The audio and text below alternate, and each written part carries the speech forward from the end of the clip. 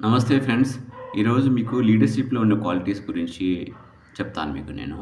First లీడర్‌కి ఉండే qualities ఏంటంటే vision అనేది అవసరం అనమాట.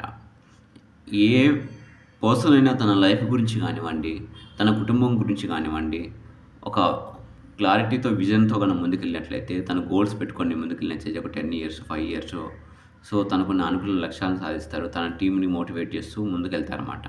అది కంపెనీ గోల్స్ కానివ్వండి, ఫ్యామిలీ గోల్స్ కానివ్వండి, పర్సనల్ గోల్స్ కానివ్వండి. నెక్స్ట్ థింగ్ ఏంటంటే లీడర్స్‌కి మంచి కమ్యూనికేషన్ స్కిల్స్ ఉండాలి.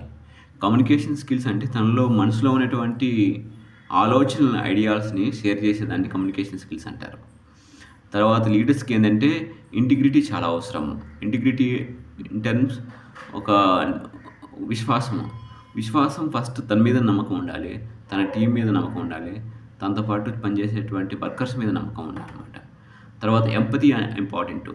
ఎంపతి అంటే ఏంటంటే ఏదైనా ఒక సిట్యుయేషన్ వచ్చిందనుకోండి, ఒక టీమ్‌మేట్‌కి ఏదైనా ప్రాబ్లమ్ వచ్చిందనుకోండి, ఆ ప్రాబ్లమ్ తన కోణంలో ఎలా ఉంటుంది ఆలోచన చేసి, ఆ ప్రాబ్లమ్ సాల్వ్ చేసేటువంటి స్కిల్స్ ఒక లీడర్స్‌కి అవసరం అనమాట.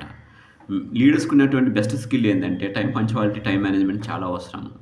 ఎందుకంటే మనము ఒక క్లయింట్‌కి గానివ్వండి, ఒక మీటింగ్ కానివ్వండి, మనం ఈ టైంకి వస్తాం అని చెప్పామనుకోండి, ఆ టైంకి మనం అక్కడ ఉండాలనమాట. అది బెస్ట్ థింగ్ లీడర్‌కి ఉన్నటువంటి క్వాలిటీస్. నెక్స్ట్ థింగ్ ఏంటంటే మనకి leader is a real role మోడల్‌గా ఉంటారనమాట. ఎందుకు అంటే మనకు మన ఇండియాని లీడ్ చేసేటువంటి పెద్ద పెద్ద అబ్దుల్ కలాం కానివ్వండి, తర్వాత నరేంద్ర మోడీ గారు కానివ్వండి, వాళ్ళు రియల్ లైఫ్‌లో వాళ్ళు చేసిన విషయాలన్నీ ప్రొజెక్ట్ చేశారు.